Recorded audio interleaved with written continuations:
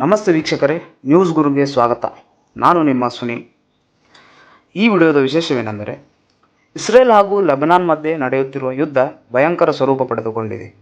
Israel ಪ್ರಧಾನಿ Benjamin Netanyahu ಗುರುವಾರ ಲೆಬನಾನ್ನಲ್ಲಿ ಕದನ ವಿರಾಮದ ಪ್ರಸ್ತಾಪವನ್ನು ತಿರಸ್ಕರಿಸಿದ್ದಾರೆ. 21 ದಿನಗಳ ಕದನ ವಿರಾಮ ಪ್ರಸ್ತಾಪವನ್ನು ತಿರಸ್ಕರಿಸಿದ ನೆತನ್ಯಾಹು ಹಿಜ್ಬುಲ್ಲಾ ವಿರುದ್ಧದ ಹೋರಾಟವನ್ನು ಮುಂದುವರಿಸಲು ಕರೆ ನೀಡಿದ್ದಾರೆ. ಕೆಲವು ದಿನಗಳಿಂದ ಲೆಬನಾನ್ ಮೇಲೆ ಇಸ್ರೇಲ್ ನಿರಂತರವಾಗಿ ವಾಯುದಾಳಿ ನಡೆಸುತ್ತಿದೆ. ಈ ದಾಳಿಗಳಲ್ಲಿ 500ಕ್ಕೂ ಹೆಚ್ಚು ಜನ ಸಾವನ್ನಪ್ಪಿದ್ದಾರೆ. ಈ ಹಿನ್ನೆಲೆಯಲ್ಲಿ ಅರಬ್ ರಾಷ್ಟ್ರಗಳು ಸೇರಿದಂತೆ ಅಮೆರಿಕ, ಐರೋಪ್ ಒಕ್ಕೂಟ ಮತ್ತು ಮಿತ್ರ ರಾಷ್ಟ್ರಗಳು ಲೆಬನಾನ್ನಲ್ಲಿ 21 ದಿನಗಳ ಕಾಲ ಕದನ ವಿರಾಮ ಘೋಷಿಸುವಂತೆ ಜಂಟಿ ಕರೆ ನೀಡಿದ್ದರು.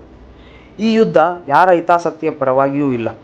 ಇಸ್ರೇಲ್ ಅಥವಾ ಲೆಬನಾನ್ ಎರಡೂ ದೇಶಗಳ ಜನರ ಹಿತಾಸಕ್ತಿಯ ಪರವಾಗಿಯೂ ಈ ಯುದ್ಧ ನಡೆಯುತ್ತಿಲ್ಲ ಎಂದು ಅಮೆರಿಕ ಅಧ್ಯಕ್ಷ ಜೋ ಬಿಡನ್ ಹಾಗೂ ಫ್ರಾನ್ಸ್ ಅಧ್ಯಕ್ಷ ಇಮ್ಯಾನ್ಯುಯೆಲ್ ಮ್ಯಾಕ್ರೋನ್ ಸೇರಿದಂತೆ ಇತರೆ ಮಿಶ್ರ ರಾಷ್ಟ್ರಗಳು ಹೇಳಿಕೆಯನ್ನು ಕೊಟ್ಟಿದ್ದಾರೆ.